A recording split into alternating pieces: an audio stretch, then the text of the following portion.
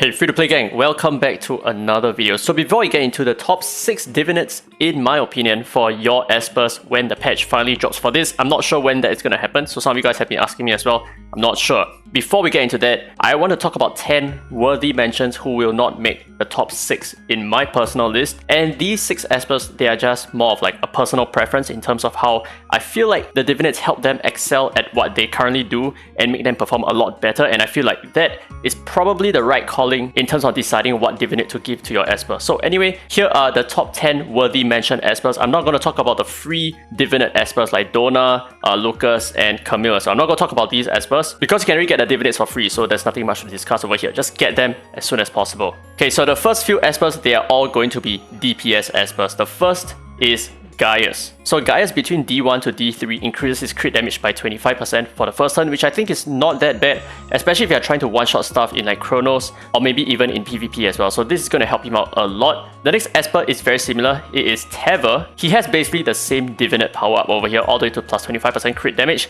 But just like Gaius, it only affects his first hit. I know some of you guys said, okay, what about for Gaius, right? This only says for the first turn. Then does that mean that Gaius actually loses this after he transforms? The answer is probably going to be no. I don't think they have designed him that way. Now the reason why this is so good for Tever is mostly because of PvP, where he's able to one-shot stuff a lot easier. Now next Esper is Leora, and you can go anywhere between D1 to D3, but I might recommend you to have D3. So when the bearer's HP is above 70%, Daylight Beams, her third skill final damage plus 20%. This is really good in terms of speed running Chronos, so you will need this additional 20% damage and more in order for you to one-shot the second wave in Chronos, which is where I think this really makes her deal a lot more damage to defeat the mid boss as well. Next up, we have Genie, and just like the first few Espers, her damage actually goes up with the Divinate. So when the bearer gains Chef's Zest, Stir Fry hits final damage plus 30%. I think this is pretty decent, although I don't think that it is that necessary. That's why she is not part of the top 6. The fifth Esper, we have Valeria. So the same stuff, we have increased in final damage for her first skill, which like I talked about already has an additional 30% basic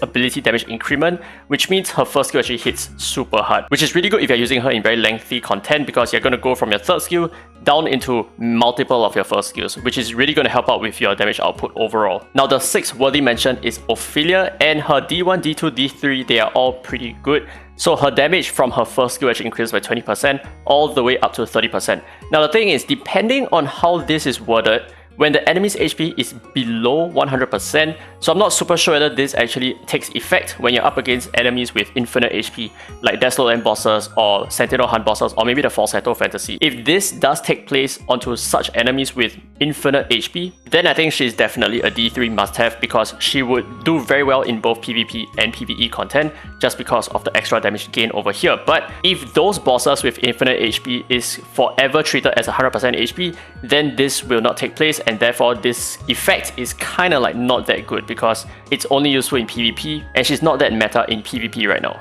Now the seventh worthy mention is Sally, and after casting Ode to Joy, she actually selects 3 random allies and dispels 1 debuff from each of them. Now the thing is, it's only one single debuff, but most of the time it's going to be something useful. However, I'm not super sure how this is randomly selected. Will she actually target Espers with debuffs, or is it just random Espers and then removing debuffs afterwards? If that is the case, if it is dumb AI, then I don't think this is really that impactful. But for the most part, there is a good coverage of 3 out of 5 Espers, which means you're most likely going to be selecting one of the debuffs anyway. And then the 8th worthy mention is Jiang Jiuli. I'm pretty sure some of you guys thought that I'll put him in the top 6.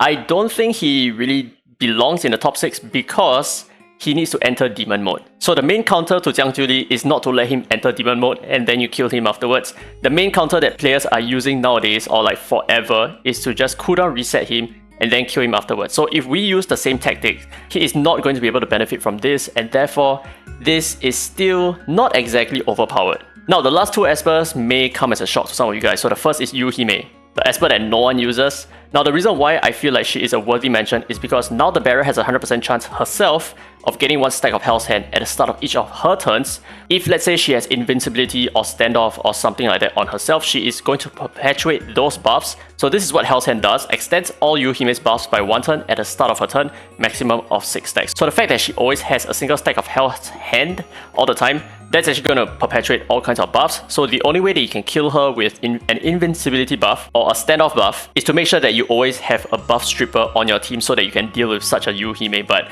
in many situations, that's not going to be the case. Not everyone runs with a buff remover, or maybe your buff stripper gets killed and then you're not able to remove buffs anymore. that could possibly make her immortal, and that's why she is a worthy mention. And then the final worthy mention is Yamato if you have him at R6. So after casting Thunder Surge, gains 6 stacks of Rashomon. After going from his third skill into his second skill, he would have used up all of his Rashomon stacks, but now he will still have 6 Rashomon stacks for 60% crit rate. But this is not the main selling point in my opinion. I think the main selling point is the second part. After casting his first skill, has a 50% chance of reducing Thunder Surge cooldown by 1 turn, which is really good because this reduces this skill's cooldown so that he can cycle a lot faster.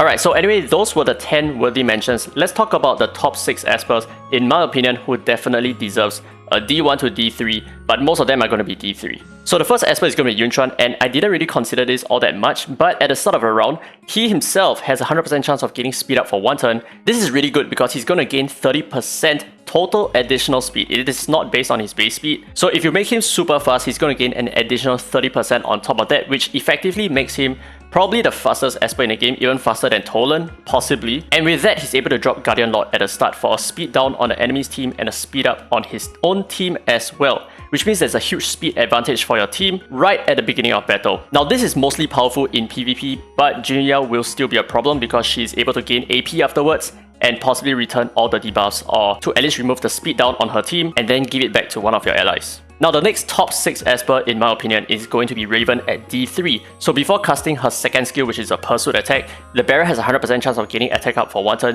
Why this is so good is because the moment, let's say, your Unas drops his third skill, she follows up with this attack, she already has an attack up buff, which means the moment she takes a turn and casts her third skill, she would already have an attack up buff at the same time. Which means that you will no longer need an attack up buffer. You can use other Espers, like you can use a Clara for example, to push her AP, give her immunity. You do not need an attack up buffer like a Dahlia in this case. So I think this is actually really powerful. Now the third Esper might come as a surprise. It is going to be Ahmed. Now the reason why I feel like this is so strong is mostly because of PvE content.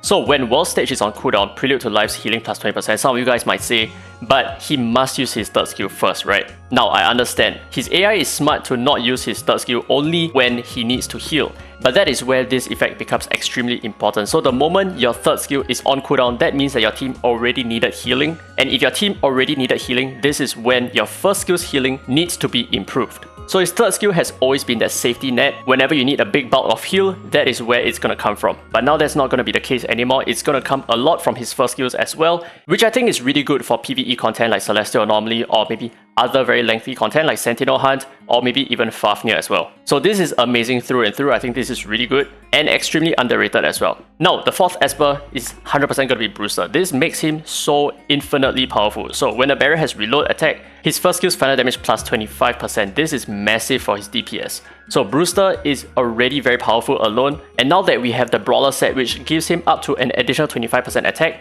this further increases the total final damage by another 25%. So there is a lot of stacked DPS over here, and this is going to make him extremely powerful. In fact, I do feel like this is probably the best Divinate there is in the game right now. Well, at least in terms of DPS. But next, we have Ashley. So Ashley at D3, the bearer has a 100% chance of getting 1 stack of Rainbow Bridge at the start of each of her turn. This is insane. So every single turn she will have this Rainbow Bridge effect, which means she's gonna crit something, right? So whenever she crits with her third skill, whenever she crits with her second skill, or her first skill, anything, there will always be the Rainbow Bridge effect taking place, which is amazing because she will not technically consume her own Rainbow Bridge stacks, so the rest of her allies can benefit from the Rainbow Bridge buffs that she has from her third skill as well.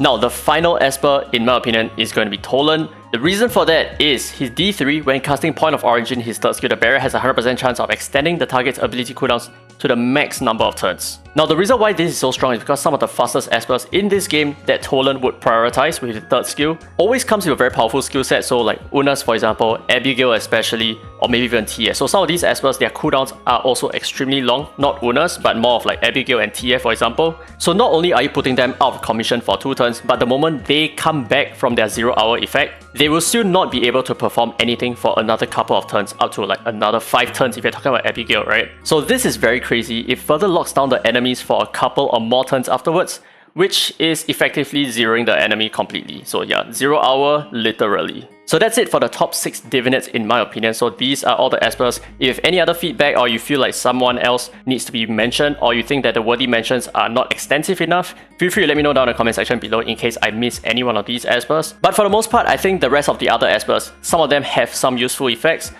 but I don't think they carry all that much weight, and I think most of you guys will agree as well. So if you guys enjoyed today's content, don't forget to leave a thumbs up, it really helps the channel, and subscribe for more Dislyte content. Now with that said, this has been Derek Free to Play, and as always, I will see you in the next video.